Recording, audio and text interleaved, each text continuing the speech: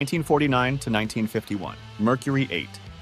Although always a niche brand in the greater scheme of things, Mercury looms large over the early hot rod scene due to the enduring popularity of the 1949 to 1951 Mercury 8.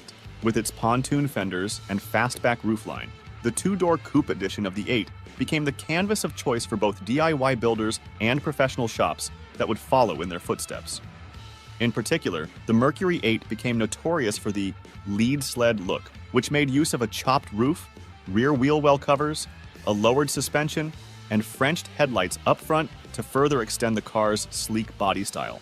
Embraced by pioneers like Sam Barris, movies like Rebel Without a Cause also helped popularize the lead sled ideal throughout the 1950s. James Dean's smoldering screen presence more than rubbed off on the Mercury, which became the period's most enduring symbol. 1957 to 1991, Mercury Colony Park. In the era of the station wagon, the Mercury Colony Park was one of the most appealing options for families wanting to step into something a little different from the Fords or Chevrolets sitting in their neighbors' driveways. Exterior wood paneling was almost always on the menu.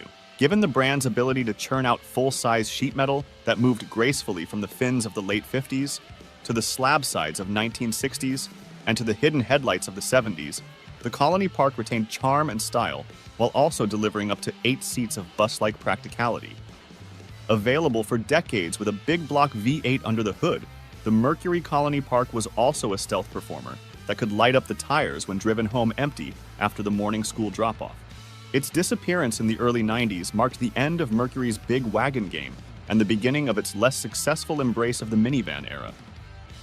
1969 to 1970, Mercury Cyclone Spoiler 2. For many years, Mercury was almost as involved in NASCAR as Ford was, and the Cyclone Spoiler 2 was its most potent performer. Built in the same vein as Chrysler's winged cars and the Ford Torino Talladega, the Spoiler 2 was a homologation car intended to sell in precisely the mandated amount required to make it legal to put on the track as a stock machine.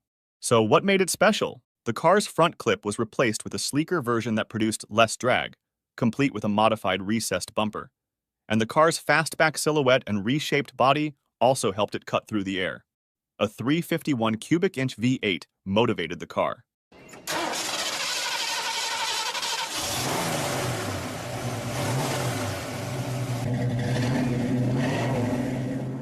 For 1970, Mercury wanted to take things to the next level with the Spoiler 2 by introducing a radical coupe that completely smoothed out its grille and hood, introducing a hump where upright chrome had once lived, and replacing its headlights with tiny square projectors. Budget cuts killed the Spoiler 2, but not before a few prototypes were built with a 429 cubic V8 under the hood.